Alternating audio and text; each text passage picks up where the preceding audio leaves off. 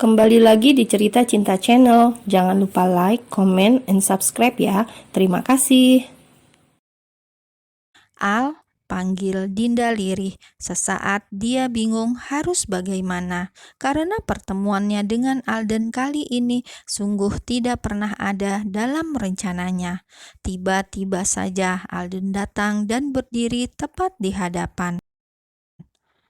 "Apa yang terjadi? Kulihat keadaanmu tidak baik-baik saja," tanya Alden pula. Dia merasa Dinda selalu terlibat masalah dan membuatnya tak tenang andai tidak menolong.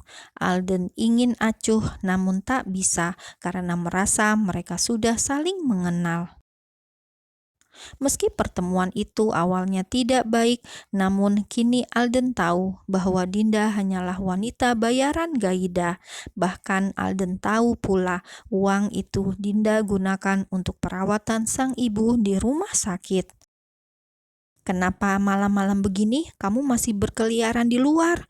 tanya Alden lagi. Dia terus bertanya tentang hal lain, padahal kedua matanya masih fokus pada warna merah di pipi kiri Dinda, bekas tamparan yang begitu jelas. Dan Dinda tidak langsung menjawab. Dia tampak gelagapan dengan pertanyaan bertubi yang Alden berikan. Bahkan mulai takut jika Alden melihat dia keluar dari restoran yang sama dengan Gaida. Takut kemarahan wanita tua itu semakin menjadi-jadi kepadanya. Aku ada urusan di sekitar sini. Kamu sendiri kenapa bisa ada di sini?" jawab Dinda pula dengan banyak tanya. Bicara dengan suaranya yang putus-putus membuat Alden semakin menatapnya lekat. "Apa kamu melihatku keluar dari restoran di ujung sana?" tanya Dinda lagi, ingin memastikan apa yang membuatnya cemas. Untuk menjawab pertanyaan itu, Alden menggelengkan kepalanya pelan. Namun seperti itu saja sudah membuat Dinda merasa lega. "Bagaimana kamu tahu aku ada di sini?" "Aku lewat dan tidak sengaja melihat kamu tidak jauh dari halte ini." Mendengar itu, Dinda kembali membuang nafasnya lega. Jika seperti ini, Alden tidak mungkin melihat Gaida. "Kenapa gugup? Apa kamu jadi wanita bayaran lagi di restoran, menghancurkan hubungan orang lain lagi? Jadi kamu mendapatkan tamparan itu?" tanya Alden pula. Kini giliran dia yang banyak tanya, ingin tahu agar dia bisa segera acuh. Jika masih banyak pertanyaan di dalam kepalanya, dia yakin akan terus memikirkan nasib Dinda. Namun Alden tak sadar jika pertanyaannya itu membuat Dinda merasa sedih dan marah sekaligus, karena dari pertanyaan itu seolah menunjukkan bahwa dia memang manusia yang tak ada harga dirinya, selalu menjual diri untuk menghancurkan hidup orang lain. Dinda tersenyum kecil. Daripada menjelaskan semuanya, dia lebih pilih untuk mengiyakan semua tuduhan yang salah itu. "Anggap saja begitu," ucap Dinda, kemudian bangkit dari duduknya. Saat itu pula mobil bus datang dan berhenti tepat di hadapan Dinda. Tanpa banyak kata lagi, dia langsung meninggalkan Alden begitu saja dan masuk ke dalam bus. Duduk di pinggir jendela, meski dari sana dia masih mampu melihat Alden, namun sedikit pun dia tidak menoleh pada pria itu. Pria yang kini sedang menatapnya dengan tatapan entah. Jawaban Dinda yang mengiyakan pertanyaannya malah membuatnya tidak senang, malah membuatnya merasa bersalah dengan pertanyaan itu.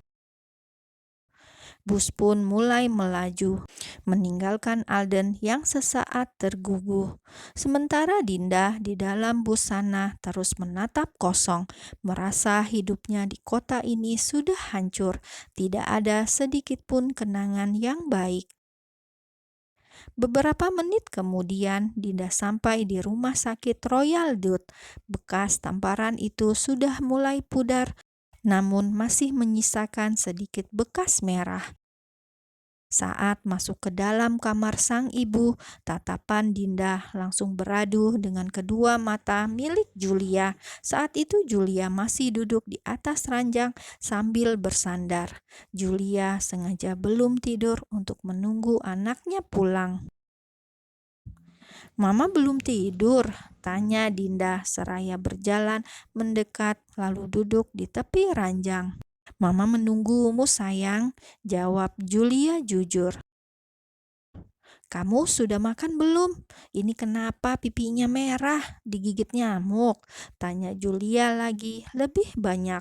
Dinda pun tersenyum kecil, lalu menjawab benar jika ini adalah gigitan nyamuk. Lalu menjawab juga jika dia sudah makan meski sebenarnya belum. "Mah," panggil Dinda. Tatapannya mengisyaratkan jika dia ingin bicara serius. "Apa sayang?"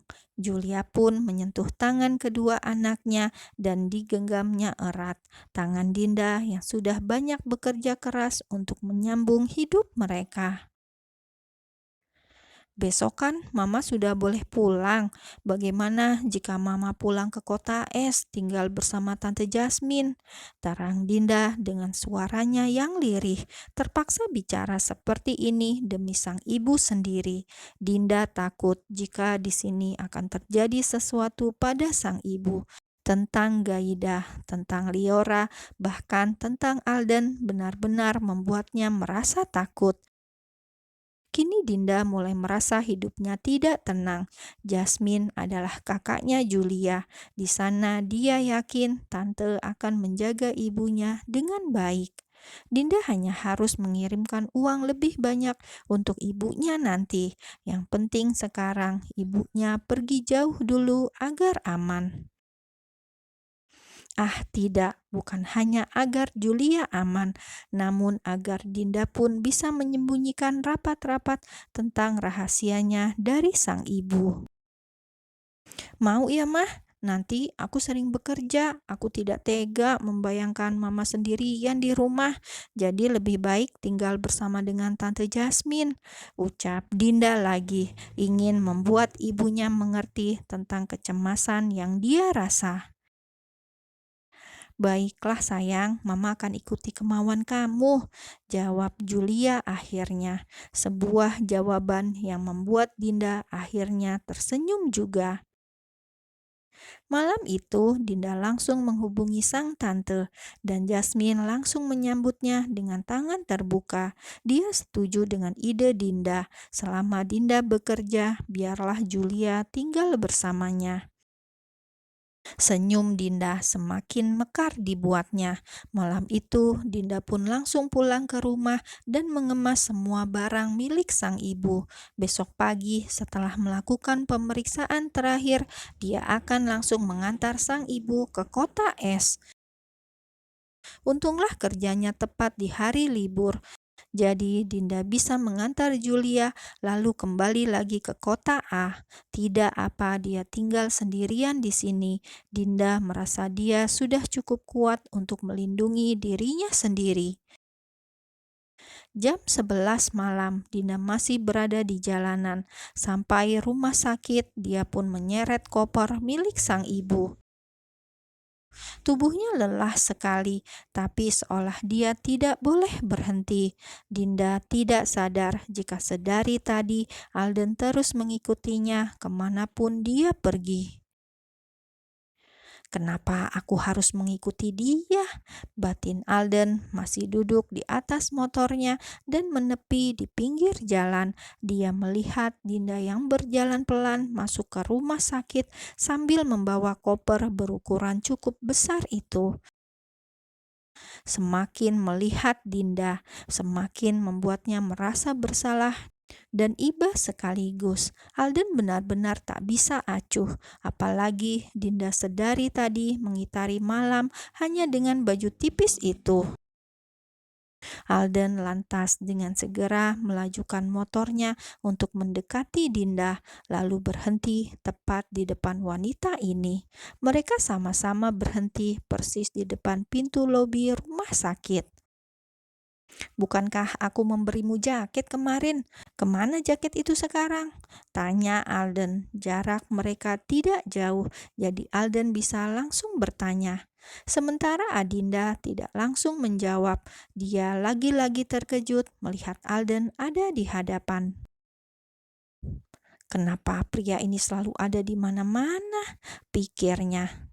Jaket itu sudah kubuang, jawab Dinda dengan ketus. Terus dinilai sebagai wanita bayaran oleh Alden membuatnya kesal.